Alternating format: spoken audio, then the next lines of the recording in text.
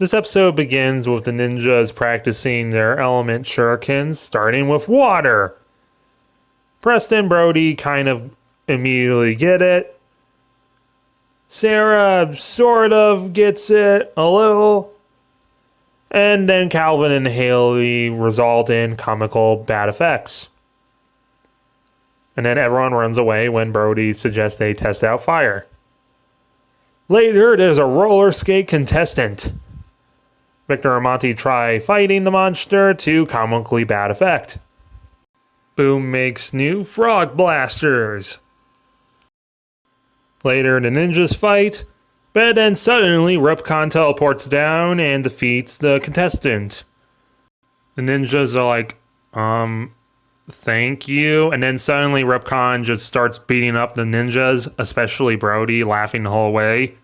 Brody does one of those scarecrow things ninjas do, and then has to get bailed out by Sarah. And it's like, oh hey, she can finally do the water technique properly. Cosmo tries hyping up the crowd to get him to be gigantified. But then the crowd's like, whatever. So, sucks to be him. So instead, he sends down a Skelligator. As in, he hits a red button and makes Madamodius create one.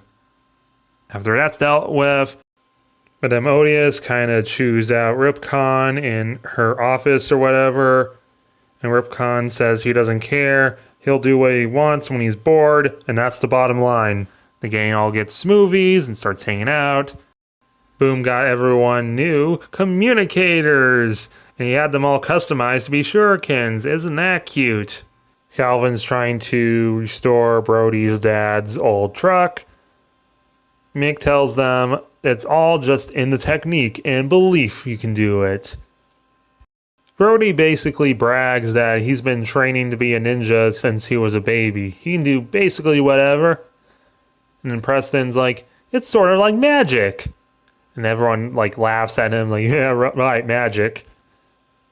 But then when a smoothie falls off the truck and almost covers Calvin, Preston whips out his wand and stops it midair. And they're like, oh my god, magic exists.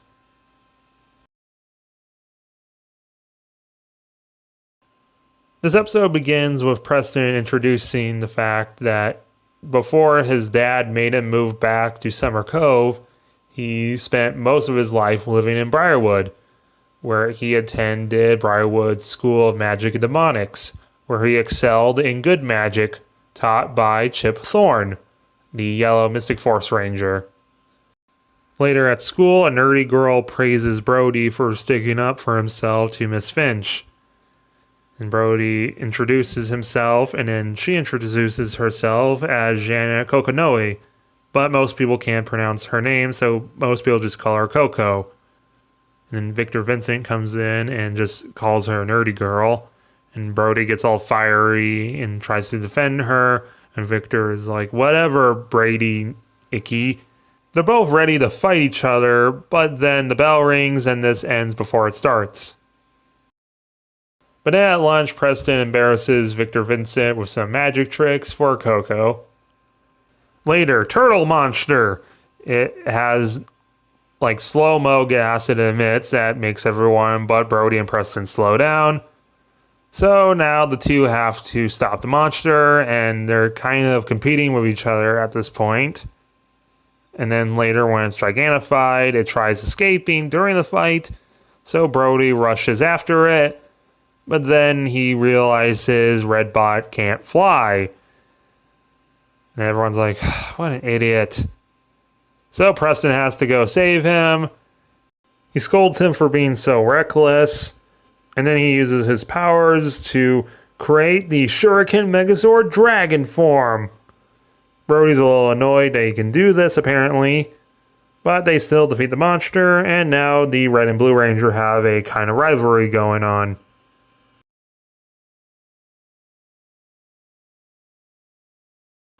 During shop class, the Rangers are trying to make their own shurikens. Hilly and Calvin make perfect ones, sort of. And during the class, Redbot is there as Mick's new assistant, teacher.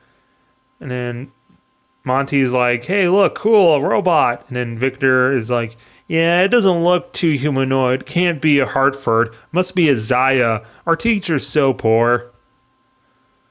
Later, Ripcon comes down with a spider-themed monster. He's like, alright, now, suck up all the Rangers but Brody so I can beat him up.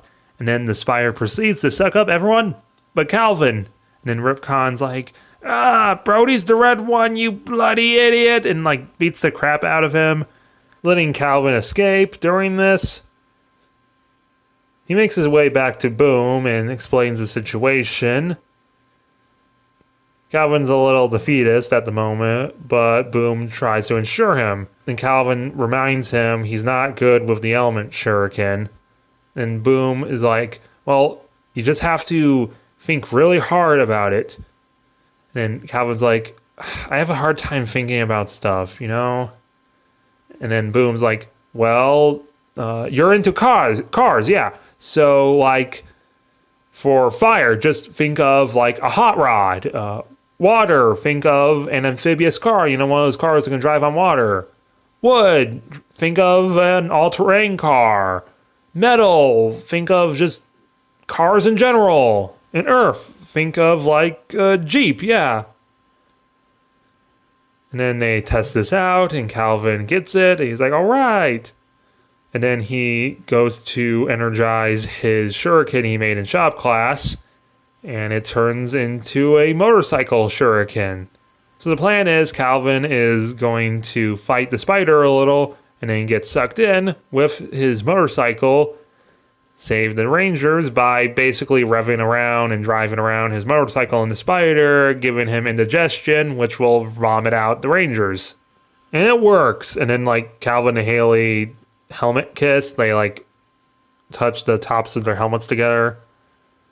They destroy the spider monster. Banana grows giant. Banana covers everyone in their Zords and webbing. And then the Ninja Prism flies up to Haley and shows her footage of the Mastodon Zord from Mighty Morphin. So she tosses the shuriken she made in shop class into it. And it comes out the Rumble Tusk Zord Shuriken. But she only has one free hand, so she tosses to Brody, who has two free hands, and he spins it, summoning the Zord. It sucks up all the cobweb off of everyone. And then they form the Rumble Tux Megazord. They defeat the spider, celebrate, and during the entire Zord fight, there was a mysterious cloaked figure watching the entire time. Oh, mysterious.